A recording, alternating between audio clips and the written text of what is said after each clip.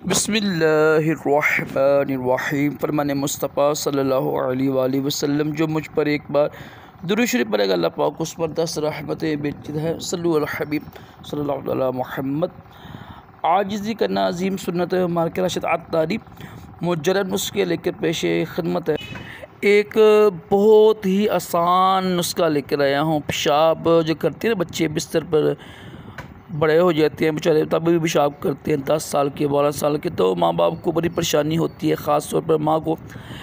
तो इसके बेशुमार नुस्खे हैं, बेशुमार तरीके हैं, दवाइयाँ हैं, लेकिन वो मुश्किल नहीं हल इसका ना, वक्त हल होता है इसका। देखिए जो पेशाब करते हैं ना बच्चे, ये दिमाग कमज़ोर होने की वजह से, असाब कमज़ोर होने की वजह से होते हैं।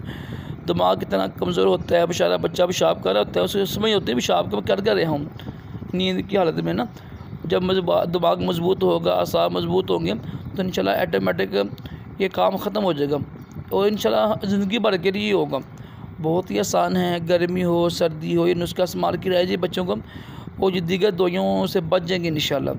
करना आपने ये है, सिर्फ एक अखरोट लेकर ना, एक अखरोट ले लें, उसको पीस लें, दूध में डालकर मिले शरीर में लगा पिला दें बच्चों को, या वैसे ही पिला दें। इंशाल्लाह इससे कर्म होगा और ज़िंदगी भर के लिए ये आप कुछ अर्सा इस्तेमाल करें, इंशाल्लाह ये बीमारी दूर हो जाएगी। कोशिश करें शाम के बाद जल्दी खाना खा ले बच्चा ना, 2-3 घंटे पहले जल्दी खाना खा ले, पानी कम पिए और सोने से पहले पेशाब कर ले।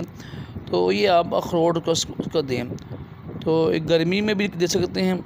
सिर्फ एक अखरोट से कुछ नहीं होता है। आप इंशाल्लाह देखें जो दवाई खाते हैं ना, नुस्खे इस्तेमाल करते हैं दीगर, उससे बच जाएगी। ये बग़ैर नुकसान के अल्हम्दुलिल्लाह देसी नुस्खा है और बहुत ही मुजर्रब है, लाजमी इस्तेमाल कीजिएगा, अल्लाह पाक करम करेगा इंशाअल्लाह।